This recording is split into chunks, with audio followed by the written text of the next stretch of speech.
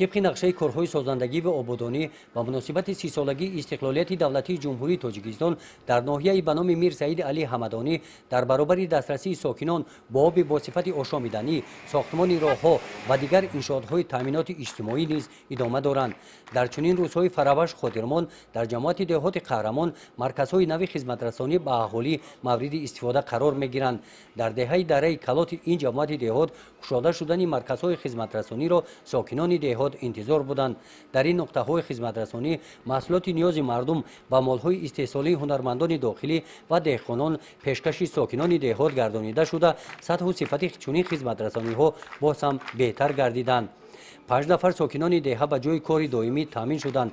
ساکنان دهه دره کلات که شماره اهالی آن زیاده از 4,500 نفر را تشکیل می‌دهد، ساکنان آن از نبودن داروخانه تا امروز تنقیصی کشیده مسافه دور را طی نمودند.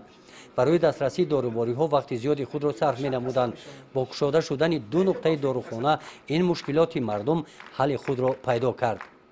در حدود این جماعت بخشیده به جشن 28 سالگی استقلالیت دولتی جمهوری تاجیکستان با استفاده دادن 13 عدد انشاءات‌ها با نقشه گرفته شده است. تا امروز 8 انشاءات مورد بهره برداری قرار گرفته، 5 عدد باقی مانده تا روز جشن به استفاده داده می شود.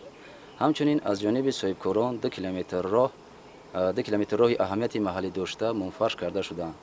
جماعت در آینده تا جشن 30 سالگی استقلالیت دولتی جمهوری تاجیکستان با استفاده دادن کوشش‌های حسن حمام و دیگر مرکزهای خدمترسانی نیاز مردم طرحریزی نموده است. همین گونه مرکزهای خدمترسانی اجتماعی در دهه قهرمان همه جماعت دهات مورد استفاده قرار داده شدند.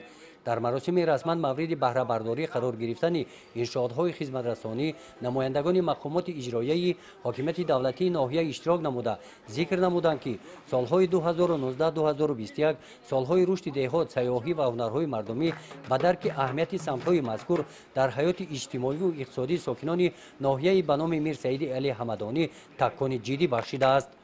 گزارش خواجه نظریف خدای نظر ظهورов از ناحیه به نام میر سعید علی حمدانی برای برنامه اطلاعاتی نوید.